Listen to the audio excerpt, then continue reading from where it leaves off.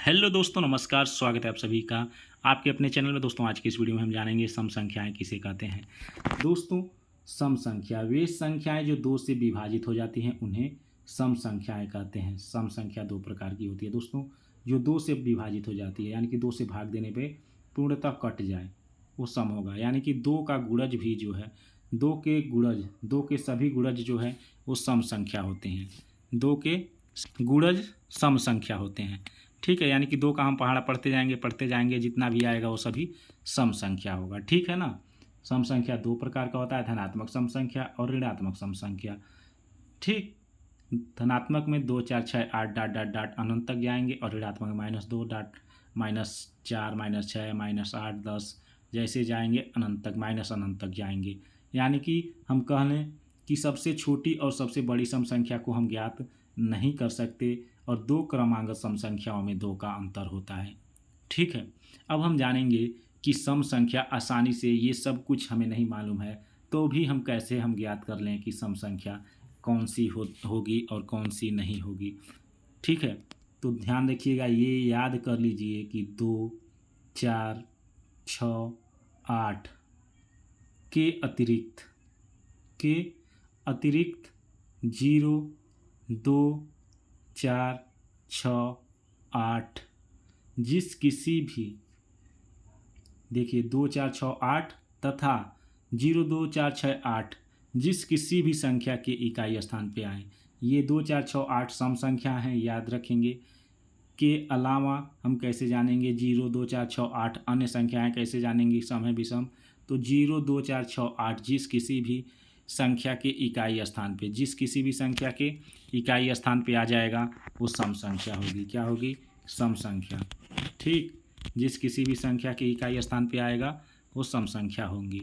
जैसे कि 10 के इकाई स्थान पे 0, 12 इकाई स्थान पे 2, 14 इकाई स्थान पे 4, 16 इकाई स्थान पे 6, 18 इकाई स्थान पे 8। तो हमने कहा 0 2 4 6 8 जिस किसी भी संख्या की इकाई स्थान पे आएगा सम होगा।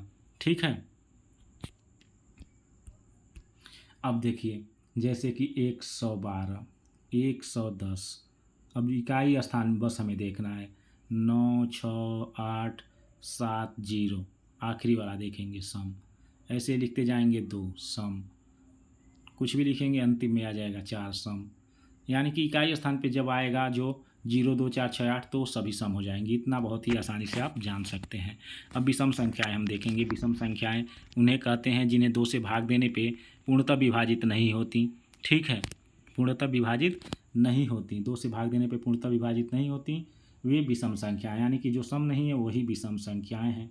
और ये भी याद रखेंगे कि दो क्रमांक विषम संख्याओं में भी दो का अंतर होता है।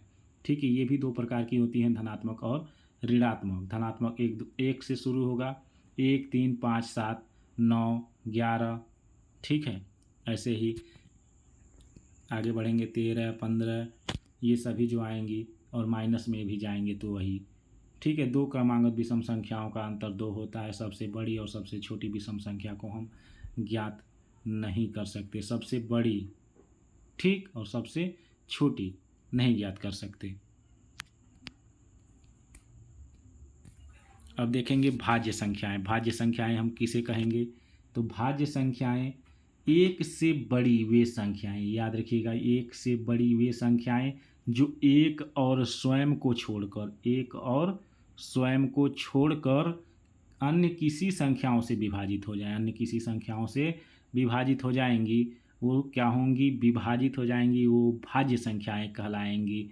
ठीक है, जैसे कि 4 6 8 9 10 12 14 15, ये सभी क्या हैं? भाज्य संख्याएं हैं। एक बार और देखेंगे, एक से बड़ी वे संख्याएं जो एक से और स्वयं, यानी कि एक से और स्वयं अपने आप से, ठीक, अपने आप से को छोड़कर किसी भी अन्य संख्या से विभाजित होना चाहिए।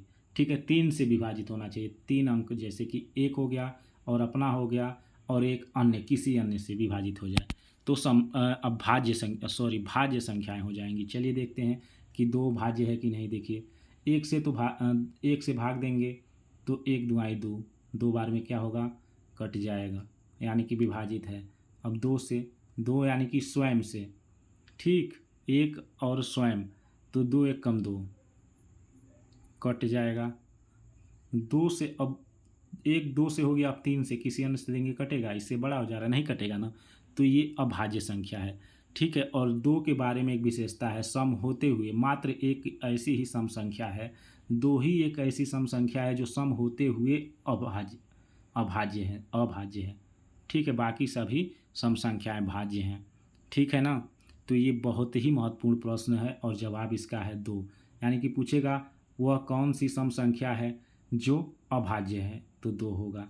सबसे छोटी सम अभाज्य संख्या क्या है, 2 है। सबसे छोटी अभाज्य संख्या 2 है, ठीक है, 2 है, क्योंकि 1 न तो भाज्य है और न ही अभाज्य। 1 के बारे में याद करिएगा, 1 न तो भाज्य है और न ही अभाज्य है, ये याद रखिएगा, ठीक है। अब अभाज्य संख्याएं देख लेते हैं। 1 से बड़ी वे संख्याएं जो 1 और स्वयं को छोड़कर अन्य किसी भी संख्या से विभाजित न हो। इसमें था 1 और इसमें देखिएगा 1 से बड़ी वे संख्याएं जो 1 और स्वयं को छोड़कर अन्य किसी से विभाजित हो जाए, ठीक इसके उल्टा इसमें 1 और स्वयं के अतिरिक्त किसी अन्य से विभाजित नहीं होनी चाहिए, किसी अन्य से विभाजित नहीं होगी, वही अभाज्य संख्या होगी, ठीक है। जैसे कि 2 हो गया, 1 और स्वयं के अतिरिक्त किसी से विभाजित होगी, नहीं होगी। 3 को भी देख लीजिएगा, ये सभी जितना हम लिखे हैं ऐसे ही आगे डाट डाट डाट बहुत ही जाएंगे अनंत तक, तो आपको पता करते जाएंगे और अंत नहीं मिल पाएगा, ठीक है। तो ये भी आप याद रखिएगा, ठीक। अब यहाँ पे देखिएगा 1 न तो भाज्य है न ही अभाज्य है। अब यहाँ पे 1-2 महत्वपूर्ण प्रश्न और हैं। सबसे छोटी अभाज्य संख्या 2 सम होते हुए भी अभाज्य है, इसके अतिरिक्त अन्य सभी विषम संख्याएं अभाज्य हैं, सम जो है भाज्य होती हैं। तो मुझे उम्मीद है आपको सम विषम और भाज्य अभाज्य समझ में आया होगा। मिलते हैं नेक्स्ट वीडियो में। जय हिंद, जय भारत।